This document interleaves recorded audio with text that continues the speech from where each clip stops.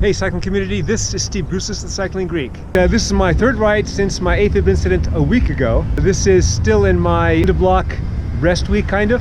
So I was going to do 10 minutes of high intensity intervals on here, but because of this amount of sleep I got last night, I'm just climbing up. And this guy's so tired, I've never seen him tired before. He's so tired that he's letting me lead all the way up. While teammate William and I were doing our Gurlimon Flatland Paceline ride on Saturday, this guy was doing a manly ride. So you did the climb to Kaiser. It's about 155 miles, 14 and a half? 15,500, yeah. You came in sixth. Six, yeah. 10 hours and 13 minutes. 13 minutes, wow. Now, what he doesn't know is that my fastest time was 9:39. Yeah. But that was like 10 years ago. But I don't want to say anything like 10 years. No, it was like 2001 or something. So now he's going to beat that next time. Yeah, we'll see. If you've seen my other videos in the past, we used to train together. We were even pretty much, but now this guy just left me. Now, about 3 weeks ago, you did an Everest challenge? Yes.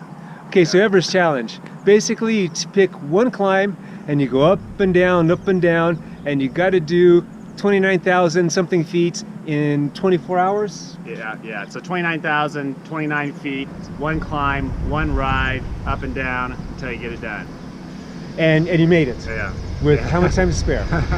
I did it in 19 hours, 17 hours of riding time, and 2 hours off the bike. 196 miles total time to do it.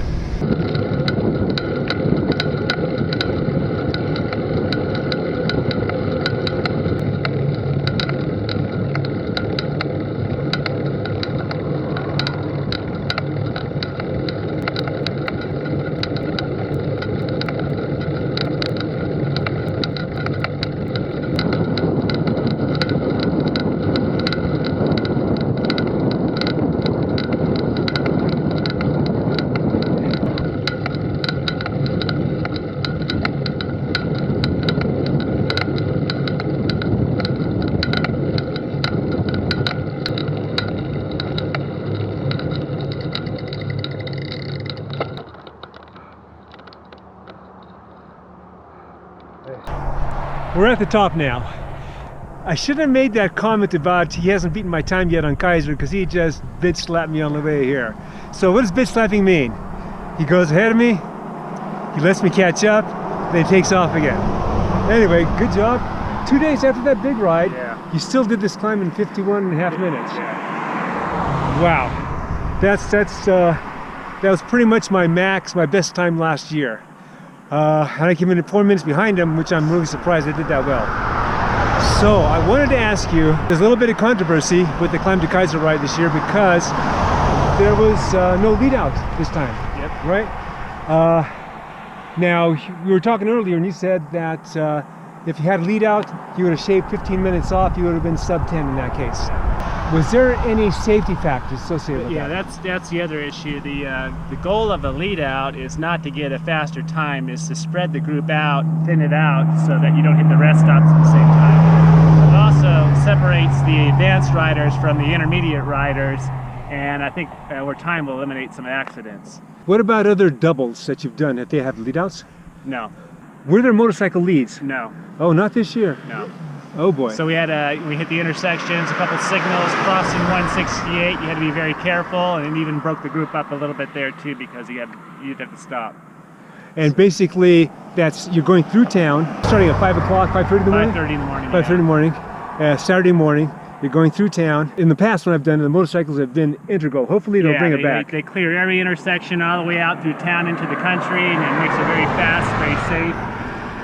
The route we did this year went on Shepherd, so eliminated a few intersections, but without the lead out motorcycles, we did have to stop at a couple of intersections and wait for traffic until it was clear. Well, from what I understand, the organizers of the event are looking at that question of lead outs again, and hopefully they'll bring back the motorcycles, because that's definitely a safety factor right there. Opa! Uh-oh. Flat? No, rock jam between oh, okay, got it. The tire and the brake pad.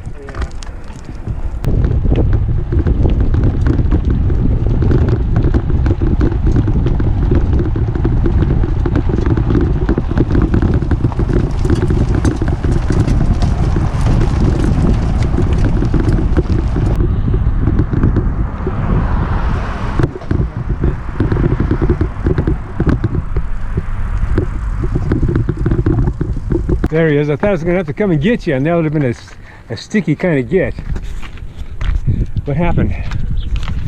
Holy moly! It just shredded the tire. There is zero clearance in here, and the rocks would get stuck there and just shred the tire. Oh, okay, okay.